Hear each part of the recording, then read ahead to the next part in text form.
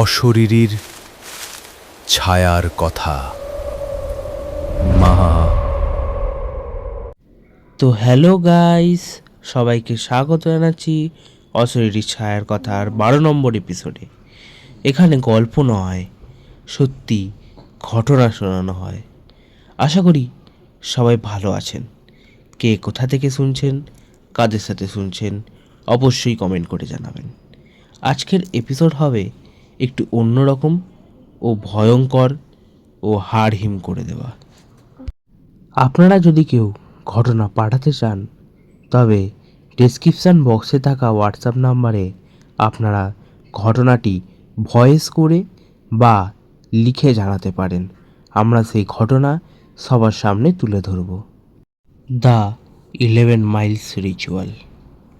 এই ঘটনাটি আমার সাথেই ঘটেছিল। এটা আমার লাইফে ঘটা একটা সেরা ভৌতিক ঘটনা বা মুহূর্ত।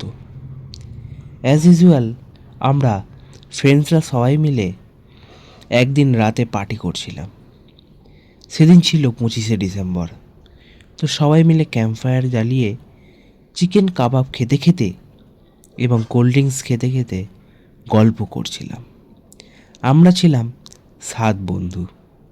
সেই দিন গল্প করতে করতে একটা বন্ধু হঠাৎ করে বলে যে, ভাই ইউটিউব দেখছিলাম, ইউটিউবে না 11 মাইলস রিচুয়ালটা হেভি ফেমাস হয়েছে, চ আমরাও করে দেখি। তো আমরা বললাম ঠিক আছে, করব না কেন, অবশ্যই করব। তখন আমাদের মধ্যে আর এক বন্ধু বলে উঠেছে, ভাই এটা কিন্তু হরর রিচুয়াল, করতে যাস না, কোথায় কি ঘটে যাবে। আমরা বললাম ভাগ, কিছু হয় না এসব, চ আমরা কালই তালে করব। এই বলে আমরা 7 বন্ধু মধ্যে আর এক বন্ধু বলে যে, আমার তো গাড়ি আছে, তাহলে তোরা সবাই আমার বাড়ির কাছে চলে আসিস, ওখানে গিয়েই রিচুয়ালটা করব, দেখব সত্যি না মিথ্যা কিছু হয় কি না। তো আমরা সেই বলে একটু আরও কিছুক্ষণ পার্টি করে বাড়ি চলে যাই। পরদিন সকালবেলা সবাই মিলে এক জায়গায় আড্ডা দিতে যাই এবং আড্ডা দিয়ে বাড়ি ফিরে রাতের জন্য সব গোছগাছ করে নিয়ে রাত্রিবেলা ওর বাড়ির সামনে চলে যাই।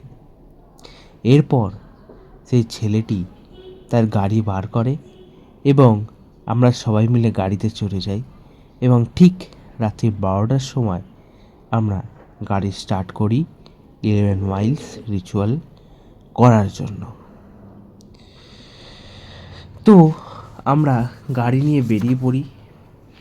বেরোনোর পর 1 মাইল চলে, 2 মাইল চলে, 3 মাইল চলে, তবে কিছু হয় না। এরপর যখন 4 মাইল চালু হয় তখন হঠাৎ করে গাড়ির মধ্যে বিচ্ছিরি একটা আষ্টে গন্ধ দিতে শুরু করে, যা আমরা টানা 6 মাইল পর্যন্ত পেয়ে যাই। এরপর শুরু হয় রাস্তাটা পুরো ঘন কালো অন্ধকারে ঢাকা। রাস্তায় একটা মাত্র ল্যাম্পপোস্ট নেই। তাতে আমাদের কোনো অসুবিধা হয়নি, কারণ গাড়ির লাইট যেটুকু পড়ছিল আমাদের তাতেই হয়ে যাচ্ছিল। তো আমরা গাড়ি নিয়ে এগোতে থাকলাম। 7 মাইল শুরু হলো, তখন হঠাৎ করে নিজে থেকেই গাড়ির রেডিওটা চালু হয়ে যায় এবং রেডিও দিয়ে কেমন একটা ভয়ঙ্কর টাইপের আওয়াজ হতে থাকে। যতই আমরা রেডিওটা বন্ধ করার চেষ্টা করি, রেডিওটা বন্ধই হয় না, বরঞ্চ আরও জোরে এবং আরও ক্রিপি এবং ভয়ঙ্কর টাইপের আওয়াজ বেরোতে থাকে। এরপর 8 মাইল শেষ হয়ে যায়, 9 মাইল শুরু হয়। তখন আমাদের মধ্যে আর এক বন্ধুর হঠাৎ করে শরীরটা একটু বেশি খারাপ হয়ে পড়ে। তখন গাড়ি দাঁড় করানো হয় এবং সে রাস্তার ধারে একটু বমি করে। তো তার ঘাড়ে জল দিয়ে এবং একটু জল টল খাইয়ে মুখ টুক ধুয়ে আবার গাড়িতে বসানো হয়। এমন সময় আমরা যখন গাড়িতে উঠছি হঠাৎ করে আবার সেই বিচ্ছিরি আঁশটে গন্ধ, এবং যেন মনে হলো আমাদের পাশ দিয়ে কে যেন নুপুরপুরে হেঁটে চলে গেল ঝনঝন ঝনঝন করতে করতে। আমাদের তখন সারা শরীরে কাঁটা দিয়ে ওঠে। এরপর আমরা তাড়াতাড়ি করে গাড়িতে উঠি এবং রিচুয়ালটি কন্টিনিউ করতে থাকি। এরপর 9 মাইল শেষ হয়, 10 মাইল শুরু হয়। হঠাৎ করে আমরা দেখি রাস্তার মধ্যে কেমন যেন লাল কালারের একটা আলো জ্বলছে, কিন্তু সেখানে কেউ নেই। আমরা গাড়ি নিয়ে যখন সেই লাল কালারের আলোর কাছে গেলাম, হঠাৎ করে আমাদের গাড়িটি বন্ধ হয়ে যায়। তো আমরা সবাই মিলে গাড়ির ইঞ্জিনটা একটু চেক করি যে কিছু অসুবিধা হলো কি না। দেখলাম কিছুই হয়নি, তবে গাড়িটা কিছুতে স্টার্টই হতে চাইছিল না।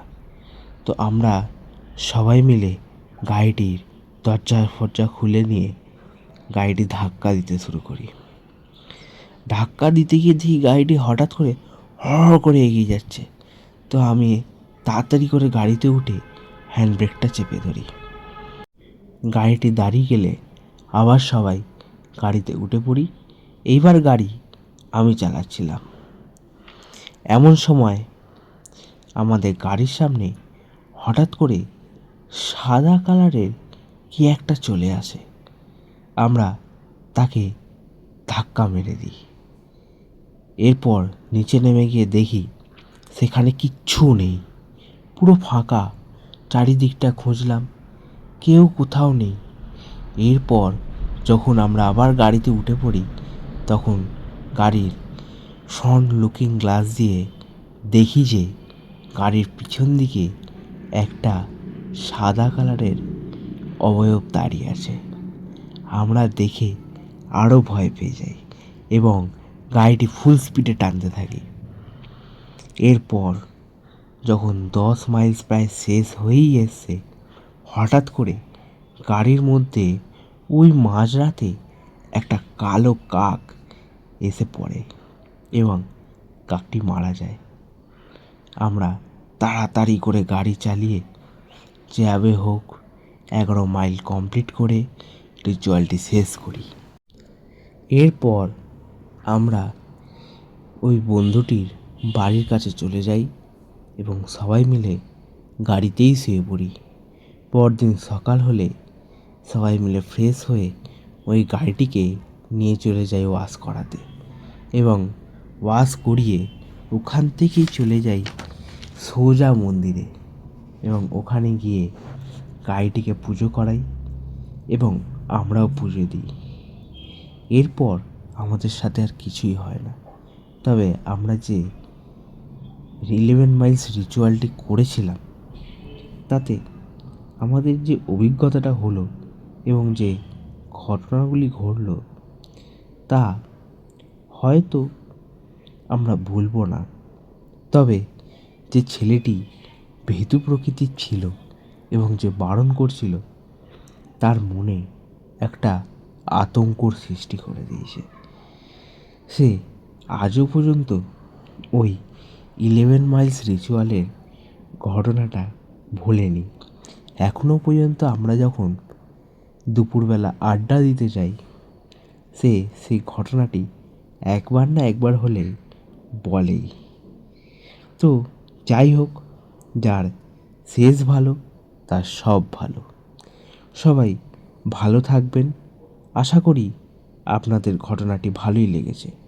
যদি ভালো লেগে থাকে তবে অবশ্যই একটি লাইক, শেয়ার, কমেন্ট এবং বেশি বেশি করে সাবস্ক্রাইব করে দেবেন। ধন্যবাদ।